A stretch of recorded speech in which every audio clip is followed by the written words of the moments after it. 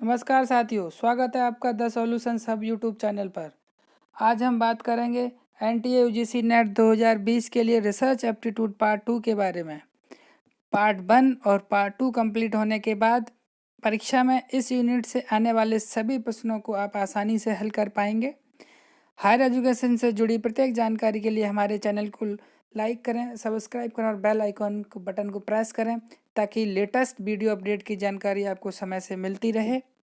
चलिए हम शुरुआत करते हैं पार्ट 2 को। आज सबसे पहले जानने की कोशिश करेंगे रिसर्च मैथोडोलॉजी को। रिसर्च मैथोडोलॉजी क्या होती है? Research methodology is the specific procedure और techniques used to identify, select, process, analyze information about a topic.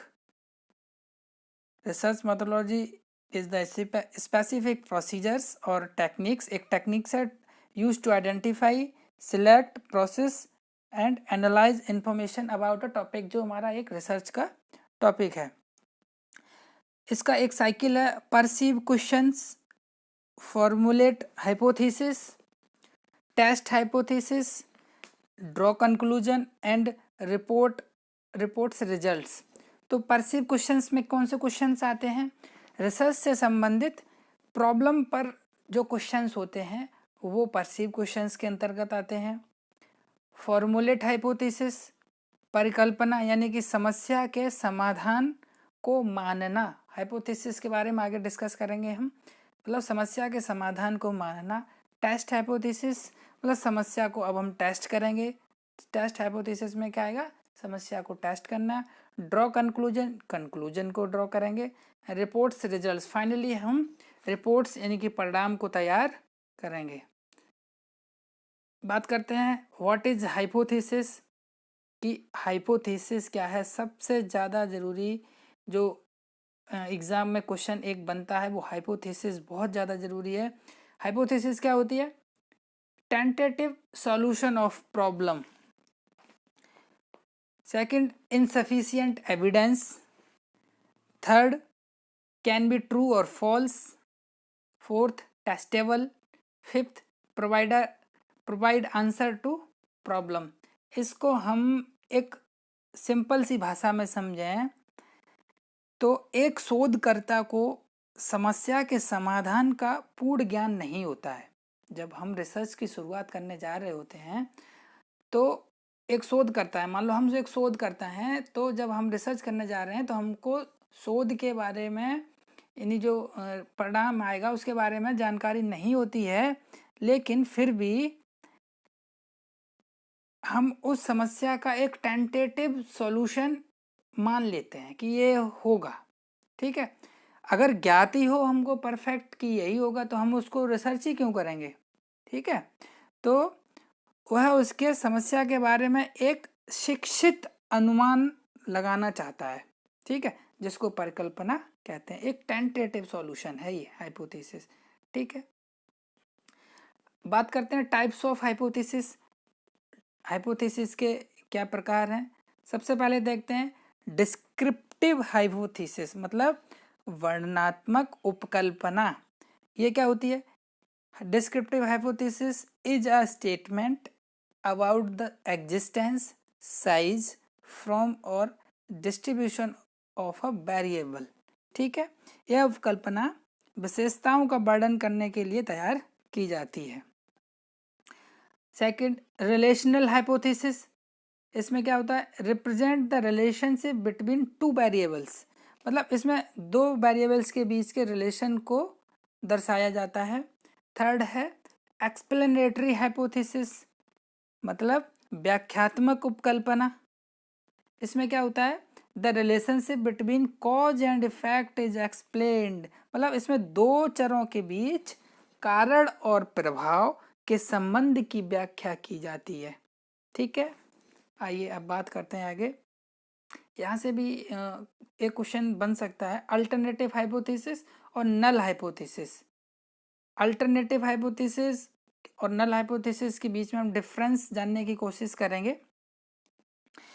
देखो, नल हाइपोथेसिस क्या होती है कि जिन चरों के बीच कोई भी संबंध नहीं होता है, no statistical significance between two variables, ठीक, कोई दो चरों के बीच में कोई संबंध नहीं होता है, कोई रिलेशन नहीं होता है, वहां क्या होता है, नल हाइपोथेसिस, शून्य परिकल्पना।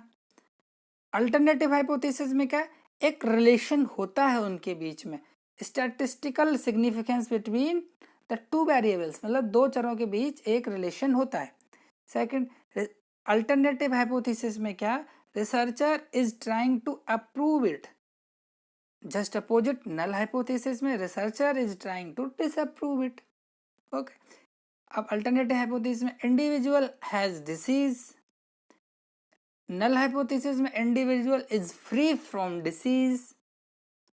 अल्टरनेटिव हाइपोथेसिस में देखते हैं relationship is not due to change, पर नल हाइपोथेसिस में relationship is due to change.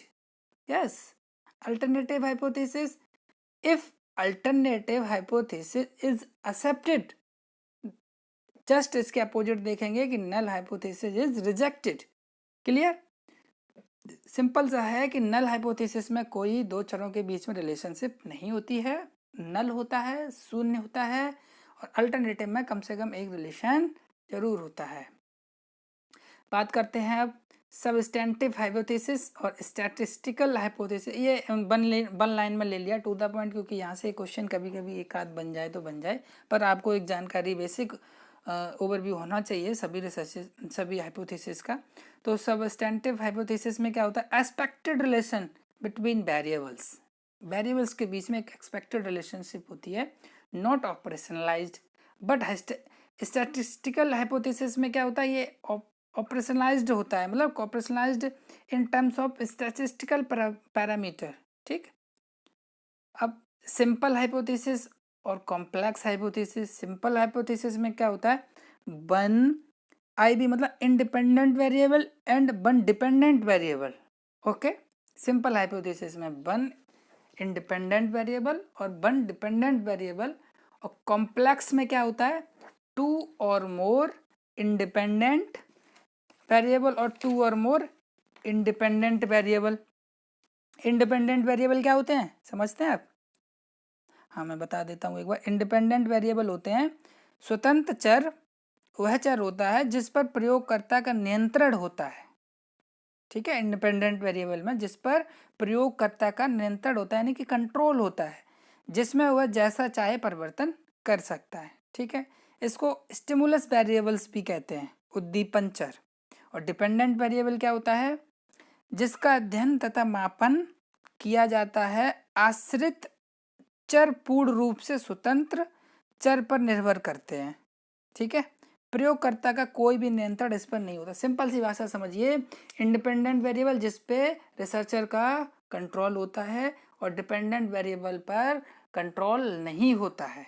ठीक है, प्रैक्टिकल हाइपोथेसिस मतलब in terms of practical outcomes, मैंने प्रैक्टिकल आउटकम्स के इसके अंतर्गत आता है। स्टैटिस्टिकल में स्टैटिस्टिकल आउटकम्स होता है। एक और बात कर लेते हैं आखिरी, यूनिवर्सल हाइपोथेसिस और एग्जिस्टेंशियल हाइपोथेसिस। यूनिवर्सल हाइपोथेसिस में क्या होता है, all variables are true at all times, मतलब हमेशा वो वेरिएबल्स ट्रू होंगे, कैसी भी सिचुएशन हो, जो यूनिवर्सल ट्रूथ है। For example, brave soldiers if reward will perform well, मतलब जो बहादुर सैनिक हैं अगर उनको रिवार्ड मिले तो वो हमेशा अच्छा परफॉर्म करेंगे, ये यूनिवर्सल ट्रूथ है। ठीक है, यूनिवर्सल हाइपोथेसिस का ये एग्जांपल था। एग्जिस्टेंशियल हाइपोथेसिस में क्या, एग्जैक्ट होगी, मतलब एग्जिस्ट कर रही होगी कम से कम एक चीज, exist at least one for one particular case. For example, few corporate staff might not perform well despite reward. Okay, चलिए अब बात कर लेते हैं हाइपोथेसिस के बाद सैंपलिंग की। निश्चित ही एक क्वेश्चन सैंपल पे भी बनता है। सैंपलिंग क्या होती है,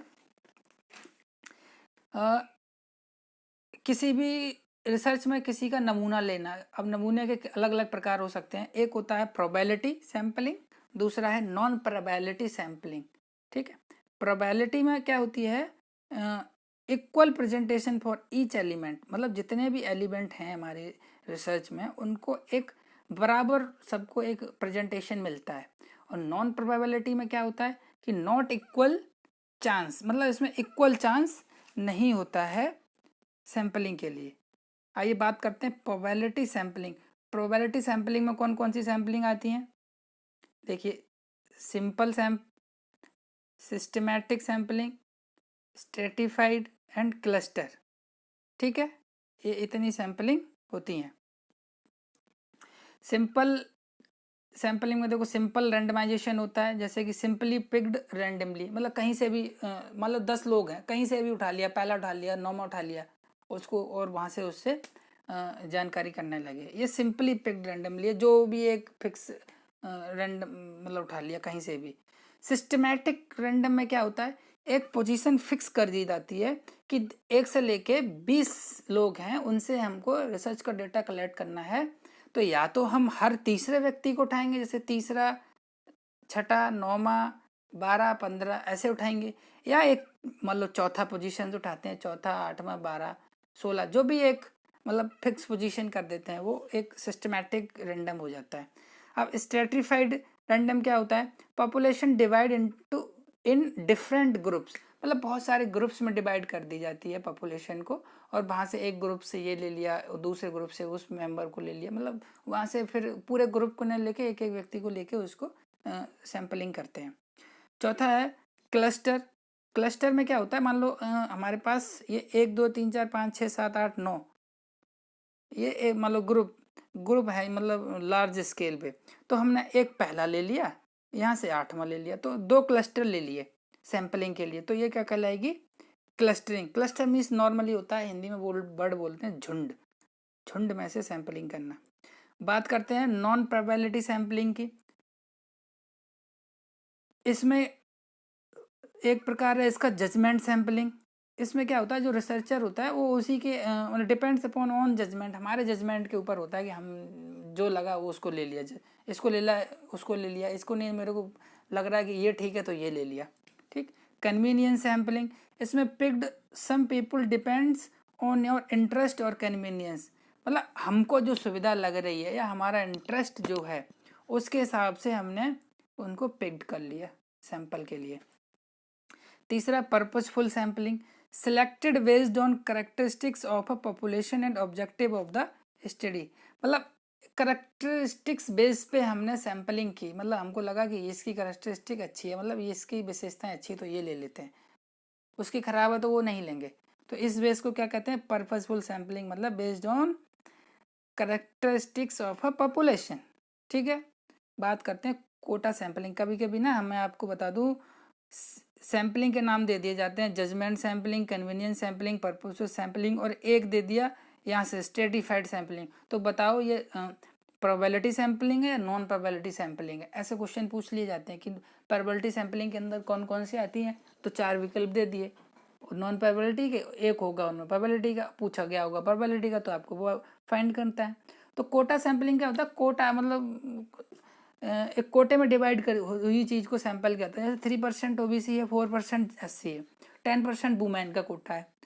तो अब ये कोटा दे दिया, अब हमको निकालना है टोटल कि कितना बचता है, तो 100 में से इनको जोड़ लिया, तो जितना अभी माइनस करके जितना बचा वो हमको जनरल का कोटा पता चल गया कि 83%।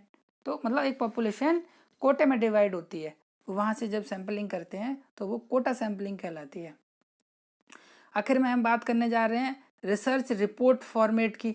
फॉर्मेट से भी कभी कभी ये क्वेश्चन पूछ लिया जाता है कि कंक्लूजन कब होता है, या एक साइकिल दे दी जाती है और साइकिल में आपको बोल दिया जाता है कि ये इसमें से अरेंज साइकिल कौन सी है, तो आपको सिस्टमैटिक उनके चरण या स्टेप्स पता होंगे तो आप उसको इजीली साइकिल, मतलब जो एक सिस्टमैटिक साइकिल होनी चाहिए वो आप फाइंड कर सकते हैं, मतलब एक स्टेप सिस्टमैटिक स्टेप कौन से हैं वो आप फाइंड कर सकते हैं। तो सबसे पहले देख लेते हैं टाइटल ऑफ रिपोर्ट, सबसे पहले रिपोर्ट का टाइटल आता है। टेबल ऑफ कंटेंट्स, मतलब पूरी शोध कार्य में कौन कौन से कंटेंट्स लिए गए उनकी एक टेबल रहती है।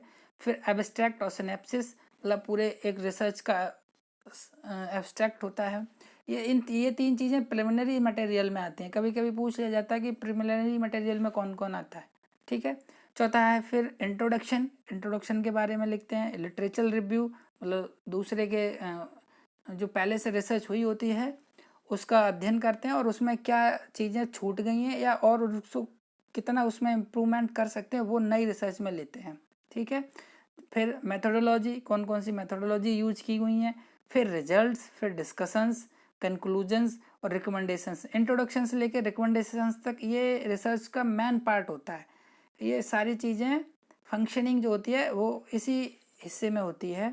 उसके बाद बिब्लियोग्राफी और अपेंडिक्स, ये सब चीज़ें सप्लीमेंट्री मटेरियल्स में आती हैं। यहाँ को इस आप स्टेप्स को अच्छे से देख लेना, स्टेप्स पे क्वेश्चन बनते हैं डेफिनेटली। एक सिस्टमेटिक तरीके से आपको चीज़ें वहाँ पे ऑप्शन में चूज करनी रहती हैं, क्योंकि 4 ऑप्शन दिए होंगे, कोई आगे पीछे दे रखे होंगे, एक में सही दे रखा होगा। तो आपको अगर ये रिसर्च के स्टेप्स पता होंगे तो आप इजीली उसको फाइंड कर सकते हैं। आइए बात कर लेते हैं पिछले ईयर्स के कुछ क्वेश्चंस में जो इस रिसर्च और हाइपोथेसिस के पे बेस्ड हैं, जो पिछले एग्जाम में आए हुए हैं। अ गुड रिव्यू, पहला question, a good review of research literature aims at, मतलब एक good review of research literature aims at, क्या उद्देश्य होता है, उसका क्या एम होता है? मैं सीधा सीधा आंसर बताऊंगा। Generates research questions and validating those questions. Yes, generates research questions and validate those questions. ठीक है, सेकंड बात करते हैं, आ हाइपोथेसिस इज, सीधा सीधा क्वेश्चन पूछा है, देख लो ऑप्शन देखिए। Option D, a tentative statement providing an explanation. देखा, सीधा सीधा दे रखा है, सीधे सीधे क्वेश्चन पूछते हैं अगर आपको थोड़ी सी भी रिसर्च के बारे में आइडिया है। Territory source of data is, पढ़िए ऑप्शन क्या हो सकता है। टेरिटरी, टेरिटरी हमेशा थर्ड होता है, थर्ड में कौन सी चीजें आती हैं? Information derived from both primary and secondary sources. Yes, आइए जल्दी से देख लेते हैं question number fourth. Plagiarism is in research is, yes answer B, copying अनस्क्रूपुलोusly and making use of it. ठीक है, शोध की चोरी या नकल करने का दुरुपयोग। क्वेश्चन नंबर 5, ये 5 है यहाँ पे। ठीक है, question number 5, supervisors certification on the thesis, क्या ऑप्शन होगा? सर्टिफिकेशन कब मिलता है, सुपरवाइजर कब देता है? Ensure originality of the work. हाँ जी, अगर ये जानकारी आपके लिए यूजफुल रही हो तो हमारे चैनल को लाइक करें, सब्सक्राइब ज़रूर करें। बहुत मेहनत करके ये वीडियो बनाए जाते हैं, प्लीज़ मोटिवेशन के लिए हमारे चैनल को सब्सक्राइब करें। और बचे हुए यूनिट्स में इतना इजी वे में इसी तरीके से टू द पॉइंट हम आगे की यूनिट्स को हम लाते रहेंगे और आपके लिए सहज और आसानी से इस परीक्षा को आप क्वालिफाई कर पाएँ, इसलिए आपको ढेर सारी